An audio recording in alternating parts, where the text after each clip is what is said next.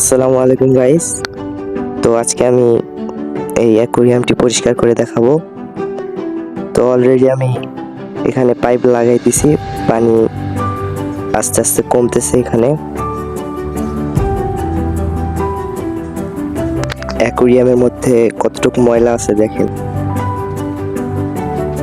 তো একে একে আমি মাছগুলো উঠাই নিচ্ছি। এটি হচ্ছে গোল্ড ফিশ।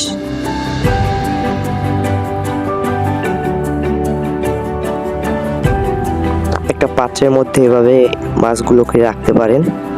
আরো যেগুলো মাছ আছে সেগুলো একে একে আমি মগের মধ্যে রাখতেছি। অ্যাকোয়ারিয়ামটি পরিষ্কার করার জন্য হালকা ডিটারজেন্ট নিয়ে নিলাম। অ্যাকোয়ারিয়ামের পানিগুলো সব শেষ হয়ে গেলে আপনারা ডিটারজেন্টগুলোকে চারিদিকে ছড়িয়ে দিবেন। একটি ছেঁড়া কাপড় ভিজিয়ে নিয়ে আপনারা অ্যাকোয়ারিয়ামটিকে ভালো করে পরিষ্কার করে নেবেন।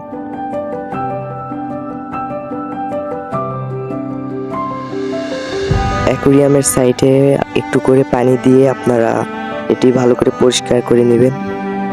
অ্যাকোয়ারিয়ামটি ধোয়া হয়ে গেলে একে একে আমি অ্যাকোয়ারিয়ামের ভিতরে পাথর এবং প্লাস্টিকের গাছটি ধুয়ে নেব।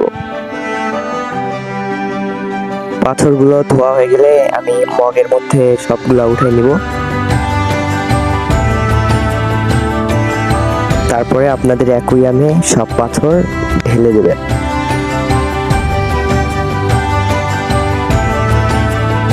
পাথরগুলো ঢেলে দেওয়া হয়ে গেলে আপনারা একে একে সবগুলো পাথর চারিদিকে ছিটিয়ে দেবেন।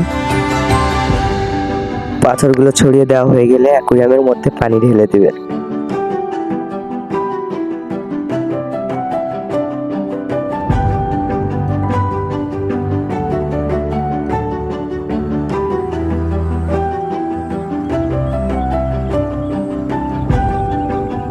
এরপর অ্যাকোয়ারিয়ামের মধ্যে ফিল্টারটি ভালোভাবে বসিয়ে দিবেন।